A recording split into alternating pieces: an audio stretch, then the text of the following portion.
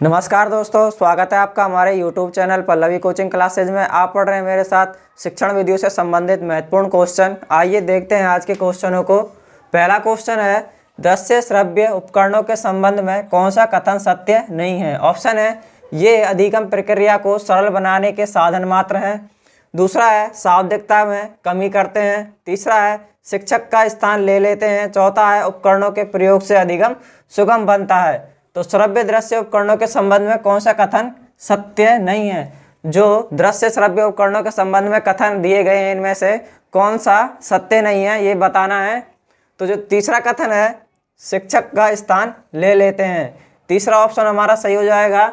जो श्रव्य दृश्य उपकरण होते हैं वो शिक्षक का स्थान नहीं लेते, बल्कि ये अधिगम प्रक्रिया को सरल बनाने के साधन हैं। ये शाब्दिकता में कमी करते हैं और उपकरणों के प्रयोग से अधिगम सुगम बनता है।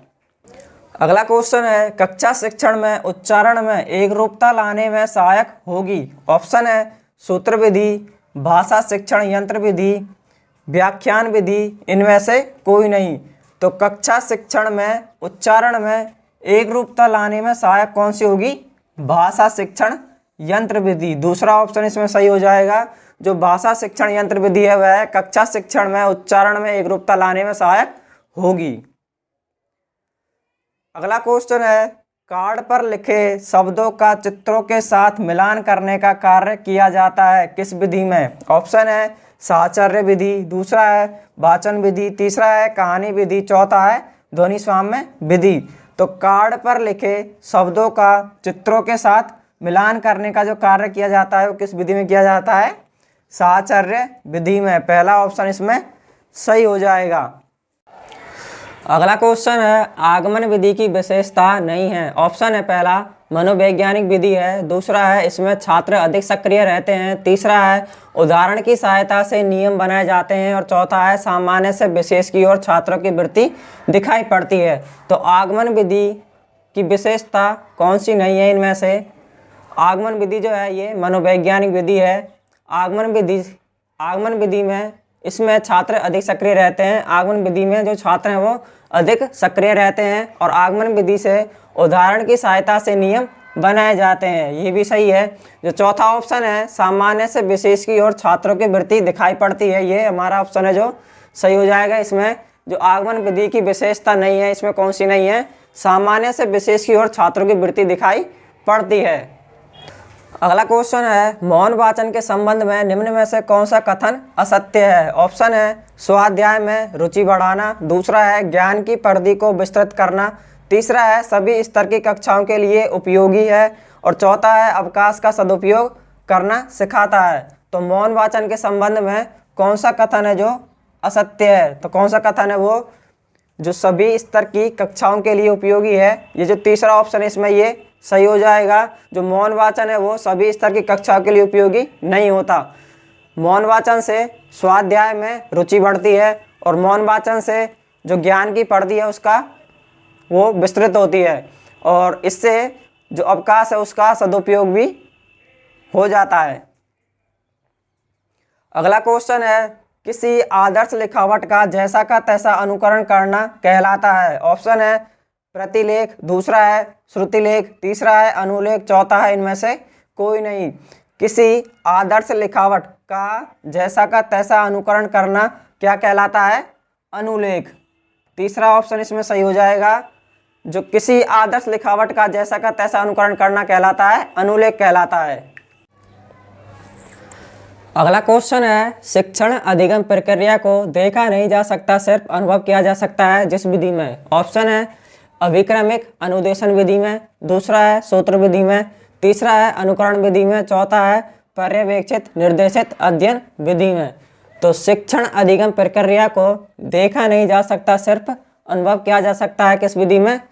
पर्यवेक्षित निर्देशित अध्ययन विधि में। चौथा ऑप्शन इसमें सही हो जाएगा। शिक्षण अधिगम प्रक्रिया को देखा नहीं जा सकता, सिर्फ अनुभव किया जा सकता है पर्यवेक्षित निर्देशित अध्ययन विधि में। अगला क्वेश्चन है, किसी विद्यार्थी के उच्चारण दोष होने का कारण इनमें से हो सकता है। ऑप्शन है, शुद्ध उच्चारण का ज्ञान न होना। दूसरा है, प्रयत्न लाघव। तीसरा है, शुद्ध उच्चारण का ज्ञान न होना तथा प्रयत्न लाघव दोनों, इनमें से कोई नहीं। तो किसी विद्यार्थी के उच्चारण दोष होने का कारण इनमें से कौन सा हो सकता है? शुद्ध उच्चारण का ज्ञान न होना तथा प्रयत्न लाघव दोनों। तीसरा ऑप्शन इसमें सही हो जाएगा।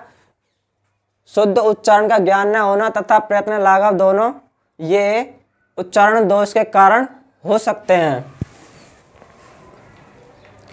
अगला क्वेश्चन है, विद्यार्थी की उपलब्धियों व कमियों का निस्तारण रिकॉर्ड रखा जाता है किसमें?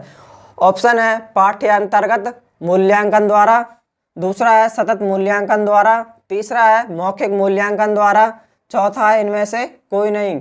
तो विद्यार्थी की उपलब्धियों व कमियों का जो निरंतर रिकॉर्ड रखा जाता है वो किस में रखा जाता है? वो रखा जाता है सतत मूल्यांकन द्वारा। दूसरा ऑप्शन इसमें सही हो जाएगा।